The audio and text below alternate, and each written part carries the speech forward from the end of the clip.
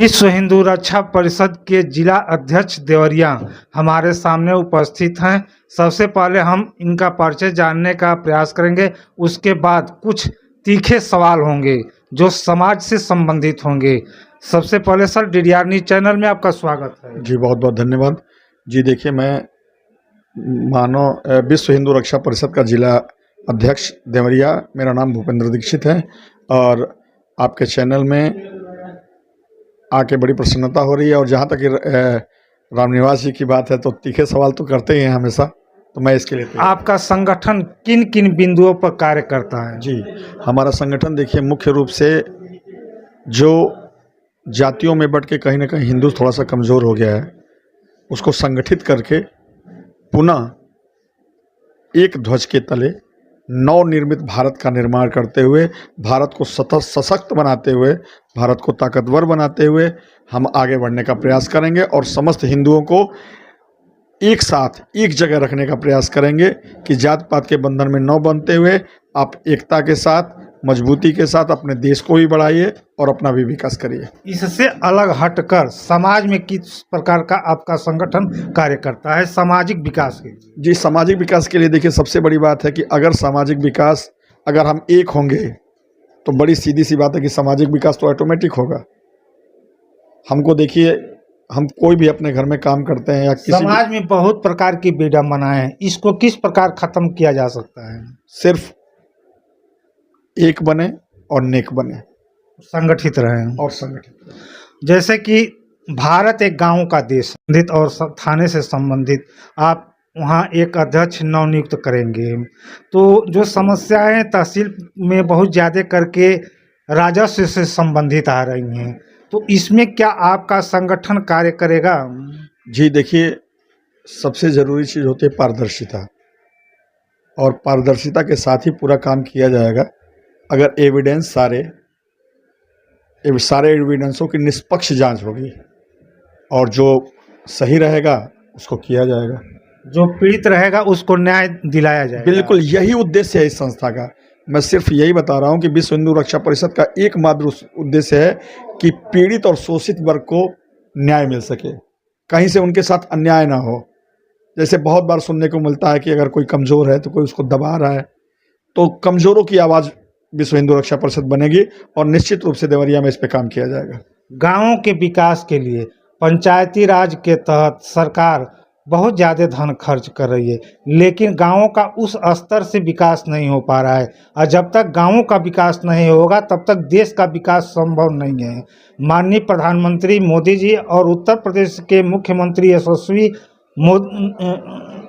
योगी जी इस पर तत्पर कार्य कर रहे हैं, लेकिन उस स्तर में से गाँवों में विकास नहीं दिख रहा है, जिससे लोग कहीं ना कहीं इससे बहुत ज़्यादा प्रभावित हैं। कहीं नाली को लेकर गांव में लोग सही ढंग से अपने घर तक नहीं पहुंच पाते हैं, कहीं रास्ता शुद्ध नहीं है, इस स्तर से अपने घर तक सही से नहीं पहुंच पाते हैं। जबकि विकास के तौर पर देखा जाए तो सरकार बहुत ज़्यादा रुपया खर्च कर रही है, तो क्या इस पर भी आपका संगठन कार्य करेगा?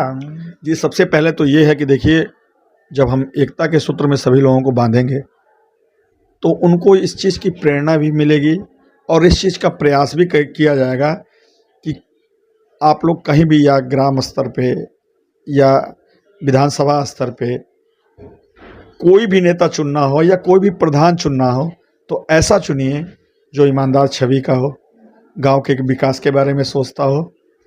यहाँ देखिए, यहाँ सिस्टम क्या है ना, जब प्रधान धन खर्च करता है चुनाव से पहले, लोगों को प्रलोभन देता है, तो बड़ी सीधी सी बात है, प्रलोभन क्यों दे रहा है ये जानना जनता के लिए बहुत आवश्यक है कि आखिर ये जो प्रलोभन मुझे दे रहा है, जाहिर सी बात है इसको बेनिफिट है तभी तो दे रहा है प्रलोभन मुझे, तो इस प्रलोभन में जनता को नहीं पड़ना है। हम इसके लिए जनता को जागरूक करने का प्रयास करेंगे कि आप लोग कदापि ऐसे प्रत्याशी के प्रलोभन में ना आए जो आपको खिलाने पिलाने और शराब पिलाने तक ही सीमित रहता हो और जीतने के बाद आपके विकास के बारे में बिल्कुल ना सोचता हो। कतई ऐसे प्रधान को न चुने। और सबसे बड़ी समस्या थाने पर बन जा रही है, जबकि वहाँ कई लोग कहते हैं कि मेरी कोई सुनवाई नहीं हो रही है। इस पर आपका संगठन किस तौर पर काम करेगा? जी बिल्कुल, देखिए अगर कोई निर्दोष है और शासन प्रशासन की तरफ से उनको या तो शासन प्रशासन पैसे के दबाव में काम कर रहा है या कहीं से कोई और बात है, तो हम उस चीज़ को पहले गहनता से समझेंगे। अगर वो निश्चित रूप से निर्दोष है और उसको प्रताड़ित किया जा रहा है, तो विश्व हिंदू रक्षा परिषद के प्रदेश अध्यक्ष शिखर गुप्ता जी से मिलके और गोपाल राय जी से मिलके मैं स्वयं इस चीज़ का हल निकालने का प्रयास करूंगा, चाहे वो थाने स्तर से हो या जिला स्तर से हो या प्रदेश स्तर से हो या राष्ट्रीय स्तर से हो। माननीय प्रधानमंत्री जी और उत्तर प्रदेश के मुख्यमंत्री योगी जी का एक नारा है, बेटी बचाओ बेटी पढ़ाओ, जबकि हर एक ग्राम सभा में से संबंधित और गांवों तक एक सरकारी विद्यालय है जहां पर सरकार मानदेय देकर लगभग 50,000 से ऊपर प्रति शिक्षक का मानदेय है, लेकिन उस विद्यालय में बच्चों की संख्या घटी हुई है और प्राइवेट विद्यालयों में बच्चों की संख्या अधिक है। इस पर आपका संगठन किस प्रकार काम करेगा कि जो सरकार इतना धन खर्च कर रही है उसका लाभ जनता तक मिल सके? देखिए, बहुत सीधी सी एक चीज़ बता दूं, देखिए हम अगर अपने आप में सुधार लाएंगे तो समाज भी सुधरेगा। लेकिन देखिए, मैं आपको एक चीज़ बताऊं, जब हमारे सरकारी महकमे के अफसर या सारी सरकारी महकमे के कर्मचारी, सबसे पहले उनको ध्यान देना होगा कि हम अपने बच्चे को प्राथमिक विद्यालय में पढ़ाएं। और बड़ी सीधी सी बात है, अगर किसी अधिकारी का बच्चा अगर प्राथमिक विद्यालय में पढ़ता है तो काफ़ी हद तक सारी समस्याओं का निराकरण हो जाएगा और लोग उनको देख के सीखेंगे। अगर किसी सरकारी अफसर का बेटा अगर किसी सरकारी विद्यालय में पढ़ता है तो मुझे नहीं लगता, अगर सिर्फ मात्र उसके एडमिशन कराने से, उसके विद्यालय जाने से, उसके पीछे की संख्या कम से कम 50 से 100 बच्चे ऐसे उस विद्यालय में एडमिट हो जाएंगे।